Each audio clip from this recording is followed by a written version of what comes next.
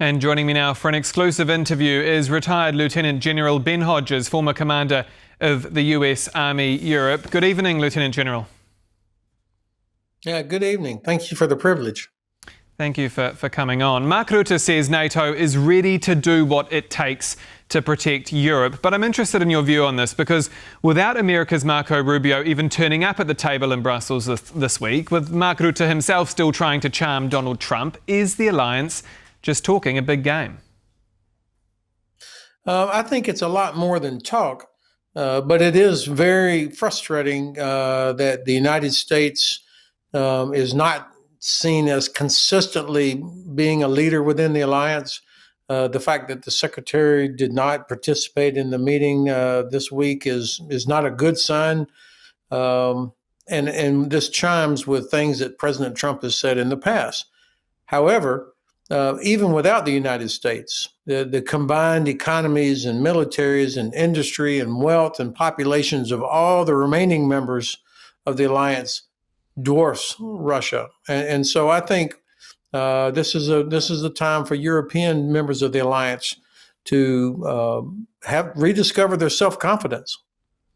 So are you confident that we haven't seen European leaders and the likes of Mark Rutte kind of being played for a fool by President Trump, and Europe and Ukraine suffering as a result? I would say that the Ukrainians, of course, were never confused. They've always known who and what Russia was, and that Vladimir Putin has never, ever actually seriously considered any sort of a just, sustainable peace. The Ukrainians knew it. I think probably most Poles understood that. Unfortunately, the ones who have been played as fools are the U.S. government and some other European countries who kept hoping that the United States was actually going to step in and use the enormous advantage of leverage that President Trump has over the Russians. Instead, he hasn't, and unfortunately, I don't think he will. So now is the time for Europeans to open their eyes and recognize that they are going to have to make sure that Ukraine can continue to resist Russia, continue to put pressure on Russia's economy, which is in big trouble. A test will be whether or not they find a way to unlock the frozen Russian assets, to get that done. If they can't do that, then I think neither Putin or Trump will ever think of Europe as being consequential. Well, you mentioned that these peace talks are unlikely to go anywhere. Vladimir Putin, of course, this week also saying if Europe starts a war, Russia is ready right now. Is President Putin treating these talks as a bit of a show, talking with Steve Witkoff, sending him back to Washington with maximalist demands and then kind of dismissing any further negotiations out of hand, like you say, playing Donald Trump for a fool? Yeah, unfortunately, I think you're right. Putin has never, ever seriously considered some sort of agreement where Ukrainian sovereignty is respected and Ukraine is able to defend themselves and Ukraine's aspirations for joining the alliance are respected. He's never going to agree to that unless he's forced to. And the only things that will force him to do that will be relentless, never-ending pressure on Russia's economy by helping Ukraine destroy Russia's oil and gas infrastructure, by the United States enforcing, not issuing, but enforcing sanctions, and by European countries doing the same. There still is way too much oil and gas that is bought in Europe.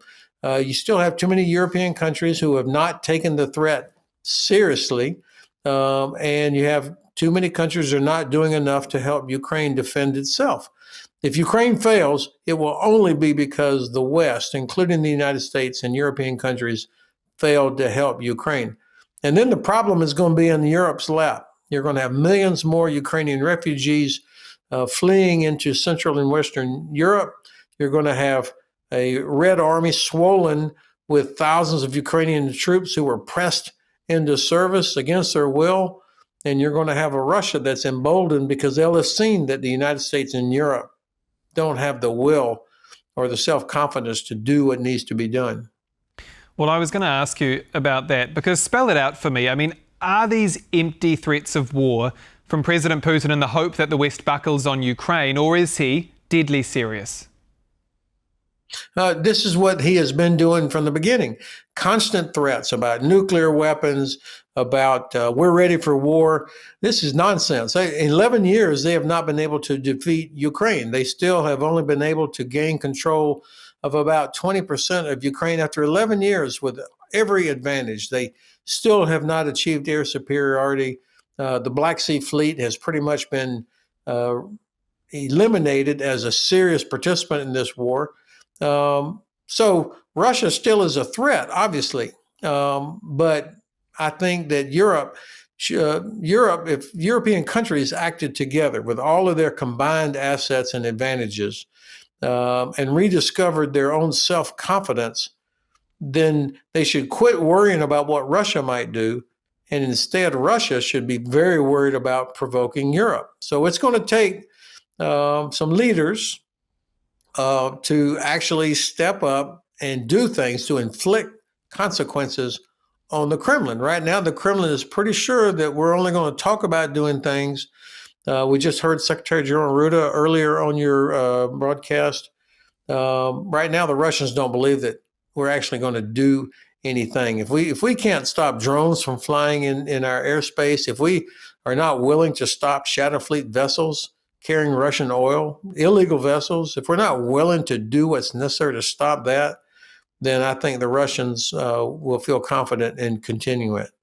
And you mentioned those drone incursions, and we've also, of course, seen serious acts of sabotage in Poland and elsewhere linked to the Kremlin. Now, top NATO military commander Dahmen has referred to this potential preemptive strike and that it could constitute a, quote, defensive action. How fine for you is the line between a preemptive strike and some kind of a declaration of war? Well, first of all, our leaders have to speak to us as if we are adults and recognize that Russia is at war with us, even if we are not at war with them, or we don't think of it in kinetic terms like Russian Air Force and artillery and rockets. But what they have been doing for years now, and it's only going to continue, these gray zone operations. I don't refer to the drones that flew into Poland as an incursion. That sounds almost like an accident. These are operations, planned, coordinated, resourced, designed to achieve certain effects, such as scaring our populations so that our populations put pressure on our leaders to not help Ukraine, but also to practice, to build up intelligence and understanding about our defenses and about critical infrastructure. This is what they are doing. And so we have got to get to the point where we are willing, and I did like what Ruda said, where he talked about asymmetric responses, but we have to get on the front foot. The Russians should be terrified of pissing off Poland or Finland or Germany, but right now they're not. So we should figure out how do we inflict real consequences on them. Now, we're running out of time, but I do want to briefly touch on Poland. Yeshiv has been a hub for military aid to Ukraine, and our sources are telling TVP World that Bydgoszcz in the country's north could become a command centre to oversee European troops heading to Ukrainian territory. Will an operations hub, instead of Poland sending its own troops, be enough for Warsaw to hold a strong position in any talks? Well, I'm sure it's much more sophisticated and complex than just whether or not there's a hub in Bydgoszcz. Poland has been a leader from the very beginning in terms of welcoming Ukrainian refugees, but also the base there in Rzeszów and other things that you're doing. I think, of course, your military leadership in Poland is superb. They know that the best way to defend Poland from a Russian attack is to help Ukraine defeat Russia. And so I think the more that Poland does to help Ukraine defeat Russia, the better and more of a say Poland will have in European affairs. Lieutenant General Ben Hodges, former commander of the US Army in Europe, thank you so much, as always, for your time. I really appreciate it. And that's all for World News tonight. But don't go anywhere. On the Record is next. And as Vladimir Putin arrives in India this week to meet with Narendra Modi, Adam Yassa speaks exclusively to India's former Foreign Secretary, Nirupama Rao. I'm Aaron Dahmen. Good night.